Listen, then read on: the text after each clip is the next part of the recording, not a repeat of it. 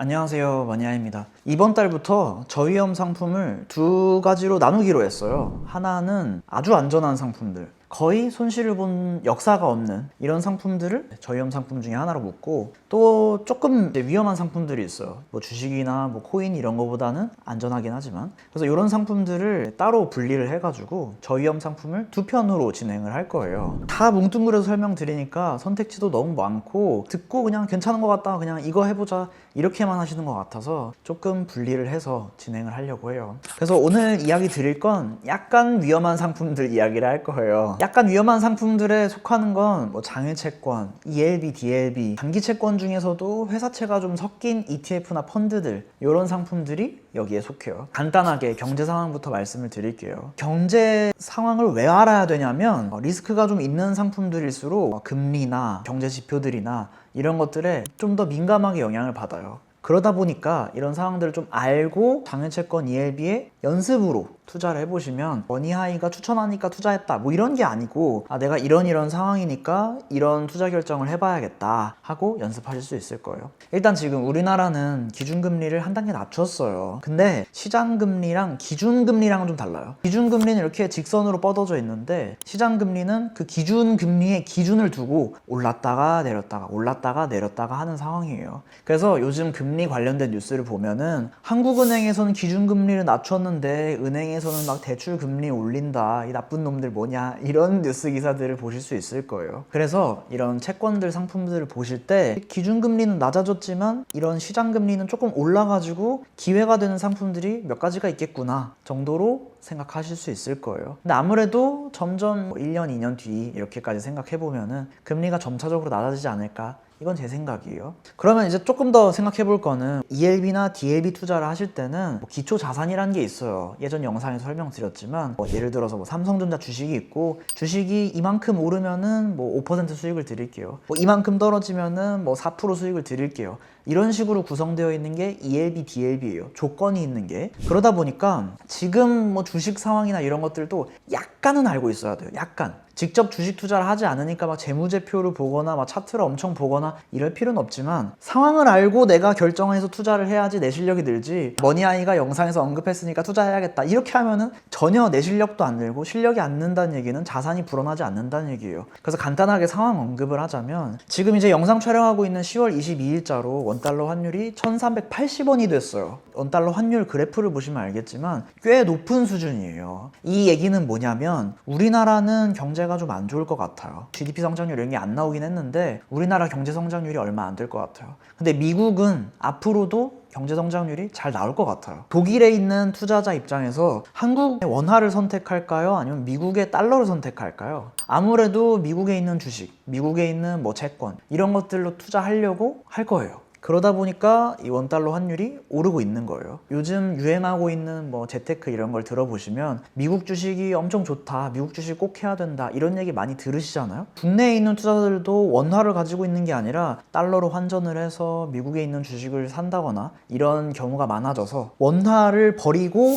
달러를 사기 때문에 원달러 환율이 높아지고 있는 추세예요. 왜 이럴까 생각을 해보면 뭐 여러 가지 요인이 있을 거예요. 아무래도 뭐 금투세나 이런 정책적인 요인도 있을 거고, 두 번째는 우리나라 주식시장에 큰 비중을 차지하고 있는 삼성전자 주가가 떨어지면서, 매력이 떨어지면서 미국으로 넘어가고 있는 추세지 않을까. 그래서 우리나라 주식시장에 메리트가 있는 상황은 아니에요. 근데 이 이야기를 거꾸로 얘기하면은 점차 싸지고 있다, 이렇게도 볼 수 있어요. 여러분이 주식을 주식 투자 이렇게 거창하게 생각하는 게 아니라 그냥 구매한다고 생각을 하면, 편의점에 갔는데 30% 할인한다 이러면은 좋은데? 라고 생각하잖아요. 그런 거랑 좀 비슷한 관점으로 싸지고 있는 게 아닐까. 이 정도까지 알고 계시면 원금 손실 없이 ELB나 DLB 투자를 할 때 큰 무리가 없을 것 같아요.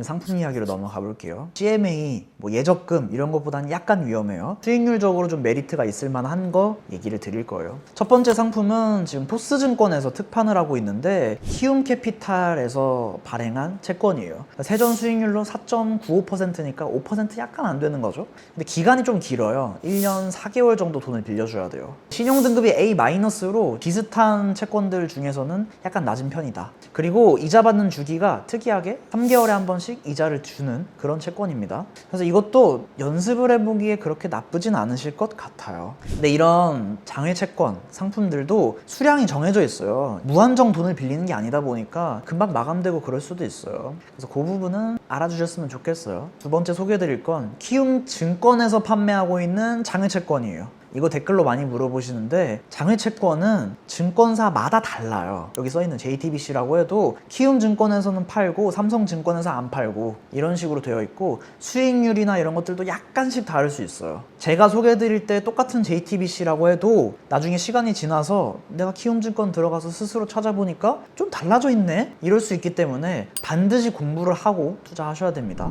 근데 여튼 상품 소개를 하자면은 지금 키움증권에서 수익률 상위에 있는 세 가지가 있어요. JTBC, SK에코플랜트, 삼척블루파워 이 정도 세 가지가 있습니다. 지금 신용등급이 BB 등급인 거는 절대 투자하지 않습니다. 지금 이제 수익률이 막 5.6%, 세전은행환상 수익 5%가 넘는다 이렇게 나와도 리스크가 큰 애들은 투자하지 않습니다. 강조드립니다. 왜냐면 이렇게 리스크가 큰 투자를 할 거면은 그냥 포트폴리오 구성해서 투자하는 게 나아요. 어차피 그 리스크를 감당할 거면 절대 투자하지 않습니다. JTBC는 우리가 알고 있는 그 JTBC예요. 근데 이제 네이버나 이런 데 검색을 해보시면 JTBC 채권이 요즘에 잘 안 팔린다 이런 얘기도 나와 있고 저위험 상품으로 연습하는 분들한테 5%가 넘습니다 투자하세요 하기에는 좀 아쉬운 상황이에요. 그 밑에 있는 SK에코플랜트나 삼척블루파워 이런 상품들이 있는데 SK에코플랜트보다는 삼척블루파워 얘기를 하는 게 좀 나을 것 같아요. 이제 보통은 우리가 기업을 분석을 하잖아요. 주식 투자를 할 때도 기업 분석을 하고 내가 투자 결정을 할 거예요. 마찬가지로 삼척블루파워라는 회사도 어떤 회사인지 알고 장점이랑 단점이 뭔지 알고 묶어놔도 괜찮겠다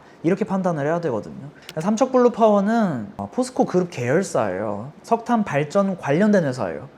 크게 이제 장점 단점을 나눠볼 수가 있는데 간단하게 얘기 드리면 건설이나 이런 걸 할 때 돈이 많이 필요해요. 그러다 보니까 채권 발행을 해가지고 자금 조달을 하는 거예요. 근데 보통은 우리들한테 팔 수 있는 채권을 발행하는 것보다는 부동산 PF나 이런 것들로 자금을 조달하는데 이 삼척블루파워는 좀 특이하게 채권을 발행해서 자금 조달을 하려고 하고 있는 채권이에요. 한국신용평가나 이런 분석하는 회사들에 들어가서 삼척블루파워 검색을 해보면 그 회사가 지금 어떤 상황이다 이렇게가 나와 있어요. 신한투자증권에서도 롯데건설이나 롯데캐피탈에서 발행한 채권들이 좀 있고 이 채권들도 이자율이 한 4.7% 정도 되는 이런 상품들이 있습니다. 그래서 10월 말 기준으로 한 11월 달 정도에 이제 볼 수 있는 상품들은 아마 4% 후반대 정도일 거예요. 그래야지 여러분들이 좀 메리트도 있고 공부도 좀 되시고 이럴 겁니다.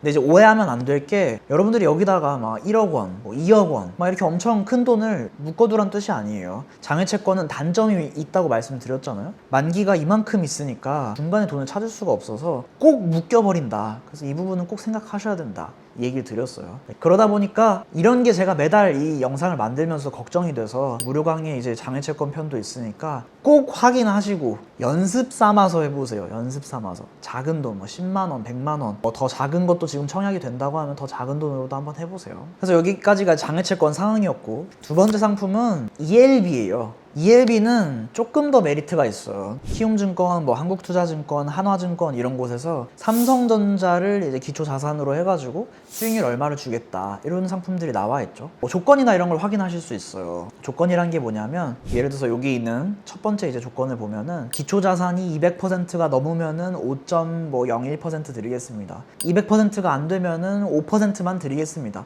이렇게 이제 그래프로 표현이 되어 있잖아요. 근데 자 생각해 보세요. 삼성전자가 지금 엄청 안 좋다 이런 거는 이 조건상에서는 그렇게 문제될 건 없어요. 0.1% 차이밖에 안 나니까. 그러면 지금 판단해야 될 거는 삼성전자가 이 판매되는 기준으로 10월 24일에 현재가가 5만 원인데 투자 기간이 6개월이니까 6개월 뒤에 10만 원이 되어 있으면은 5%보다 조금 더 받겠다. 10만 원보다 더 미치면은 5%만 받겠다. 차이가 좀 있으니까 여러분들이 삼성전자 주가 추이나 이런 것들도 확인하게 되실 거고 그리고 5%란 수익률도 지금 메리트가 좀 있죠. 근데 이제 아쉬운 거는 ELB 같은 경우는 최소 청약 금액이 있어요. 지금 소개드린 키움증권에서 파는 이 ELB는 10만 원으로 좀 작은데 ISA 계좌 전용인 전용이라는 뭐 아쉬운 점이 붙어 있고, 근데 그 밑에 있는 상품들 보면 최소 청약 금액이 100만 원이죠. 약간 부담스러우실 수도 있을 것 같아요. 여튼 그래서 이런 상품들을 한번 쭉 보시고 한번 연습 삼아서 해보셨으면 좋겠다. 여기까지 설명을 드려요. 영상 정리를 하면은 첫 번째, 저위험 상품을 두 구간으로 나눴다. 이것도 어떻게 보면 도움 되실 거예요. 두 번째는 이 경제 상황 얘기도 했고, 금리 얘기도 했고, 뭐 요즘 주식 얘기도 했어요. 주식상 어떻다 엄청 간단하게 얘기 드렸어요. 세 번째는 상품 얘기들 드렸어요. 키움 캐피탈 상품, 그 다음 뭐 장외 채권들 중에서 뭐 어떤 상품이 있다. 또 이제 ELB 중에서는 이런 특판한 상품도 있다. 이렇게 설명을 드렸습니다. 예금하느니 이런 거 하는 게 훨씬 나으실 거예요. 꼭 이렇게 연습을 해보시고 그 다음 포트폴리오 투자로 넘어오셨으면 좋겠어요. 오늘 영상 여기까지 할게요. 행복한 하루 되세요.